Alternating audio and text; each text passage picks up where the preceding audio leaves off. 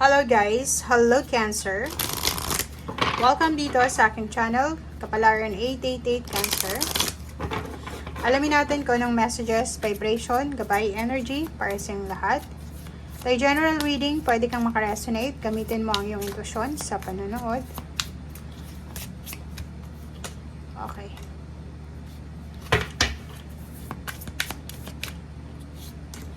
Okay, Cancer. Wow. Kung makikita mo dito, parang medyo resonate ka sa Pisces.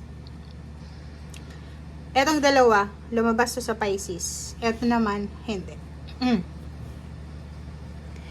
Okay. Siguro for the past 5 days or pwedeng 5 months or 5 weeks,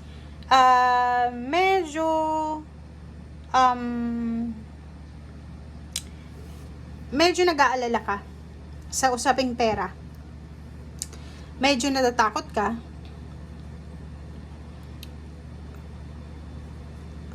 Tungkol sa kung paano mo or paano ka makakasurvive.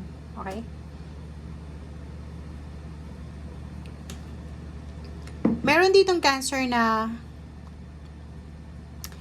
nag-aalala sila na baka maubos yung pera nila. Nag-aalala sila na baka may savings sila pero natatakot sila na baka maubos to. Maubos yung savings, mawala ng trabaho, mawala ng negosyo. Kasi yung conscious ka sa pagkawala. Diba? May mga pagkakataon siguro na hindi ka makatulog dahil sa pag-iisip. Iniisip mo kung ano yung gagawin mo, iniisip mo kung paano ka makakasurvive or ganito ganyan. But this last 2 weeks ng April, may recovery dito. Posibleng mahahanap mo kung ano yung solusyon dito sa pinoproblema mo, sa ino-overthink mo. Kasi hindi ka makatulog Hindi ka makatulog sa sobrang pag-iisip, Cancer, kung paano ka magkakaroon ng freedom. Marami ka sigurong utang or marami kang obligation. And etong barahang to is sinasabi sa'yo na makukuha mo yung peace and harmony, diba? Makukuha mo yung kapayapaan, makukuha mo yung balanse, kasi 22 siya. And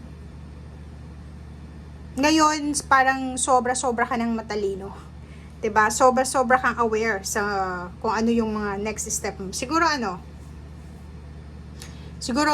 for the past few months, sa either 5 or 7 months ago, masyado kang naging kampante sa pera dahil may trabaho ka. Masyado kang naging kampante sa paggastos kasi alam mo na may source of income ka. And biglang nawalan ng trabaho, naging matumal yung negosyo, nagka-problema sa pera. But ngayon, sinasabi ng barahan na naka-recover ka na or makaka-recover ka na sa kung ano man tong nangyari sa'yo sa past. And dala-dala mo yung lessons. Mas magiging matipid ka na ngayon, mas magiging kuripot ka, paplanuhin mo lahat ng expenses mo, paplanuhin mo lahat ng mga gastos or mga lumalabas, pumapasok na pera. And mag-iisip ka muna bago ka gumawa ng action. Okay.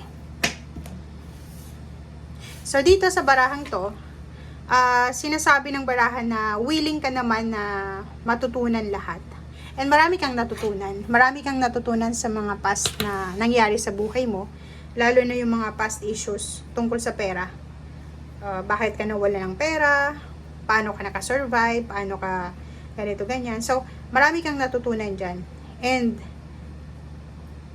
siguro ngayon, sa recovery mo, hindi ka na masyadong takot. Kasi alam mo na magaling ka, masipag ka, hindi ka pababayaan ng Panginoon. Diba? So, yun ang nakikita natin dito, guys.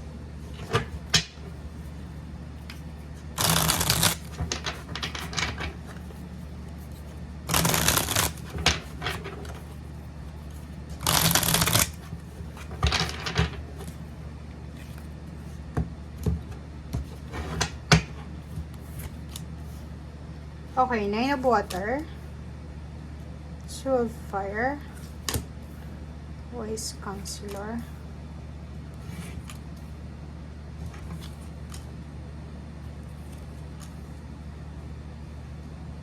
Okay guys. 2, 4, 6, 7. O yun. So, dito muna tayo sa Nine of Water. Sinasabi ng barahan na sa kasalukuyan, yung mga wishes mo, yung dreams mo, or yung source of happiness mo, alam mo na kung paano mo ito makukuha. Parang sa sobrang trials, sa dami-dami ng trials and tribulations, or sa mga pagsubok na nangyari sa'yo sa past, marami kang natutunan doon. So, alam mo kung paano ka makakasurvive, and alam mo kung ano na yung diskarte. Diskarte kasi itong Nine of Water. Okay? Yung kailangan mong maging matalino at the same time, huwag tayong maging emosyonal. Lalo na sa usaping pera. Kasi normally yun yung pinoproblema nyo eh. Diba? Na minsan nawawalan kayo ng pera. Hindi nyo alam kung saan kayo lalapit. Parang ganito ganyan. So, planning, partnering, progress, Two of Fire. Siguro mag-asawa, dalawang tao na nagmamahalan, magkaibigan, or kung sino man sila, na nagtutulungan sila para matupad yung mga pangarap nila sa buhay. Okay? Nakikita ko siya dito na meron ka din ng mga kinakatakutan. Kasi parang, like for example, hindi ka naman, yun yung dahilan sa past mo. Sa past mo natatakot ka na pwedeng masapawan ka, or natatakot ka sa sasabihin ng mga in-laws mo, ng kapitbahay mo, or ng mga taong nakakakilala sa'yo. But now, nakikita ko sa'yo dito na accept mo na eh, 'di ba? Tanggap mo na kung ano yung sasabihin nila. Wala ka nang pakialam kasi naranasan mo na nandun ka sa ups and downs, pero wala man lang na tumulong sa'yo. Okay? Number 7, Chariot. May paparating ditong graduation, victory, success, recognition, rewards, awards na posibleng ina-anticipate mo. Okay? So, kinakailangan mo na naman na mag-ipon ng pera para dito sa celebration na ito. It's either birthday celebration, graduation, wedding anniversaries, or kano pa man. Nakikita ko din sa'yo dito na may mga issues ka from your past, like yung pag-aalala nga sa pera, mga health issues, or kano pa man, na ile-let go mo na siya. Wala ka nang pakialam eh. Parang iniisip mo na, okay, kung ano yung darating, yun na yun. Kung ano yung para sa akin, para sa akin. And prosperity, security, tradition. Mayroon ditong inheritance. Okay, inheritance. Pwedeng mayroon ditong pera na pamana. Okay, so, isang mabilis na biyaya, isang mabilis na mensahe na darating sa'yo na pwedeng pagkakitaan ng pera. Okay? So, kailangan mo daw mag-focus. Huwag kang masyadong ma-stress. Huwag kang masyadong mag-overwork sa last 2 weeks na to.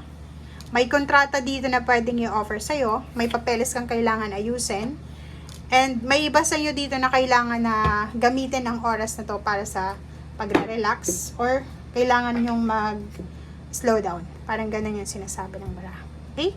So, thank you guys and see you again. Bye!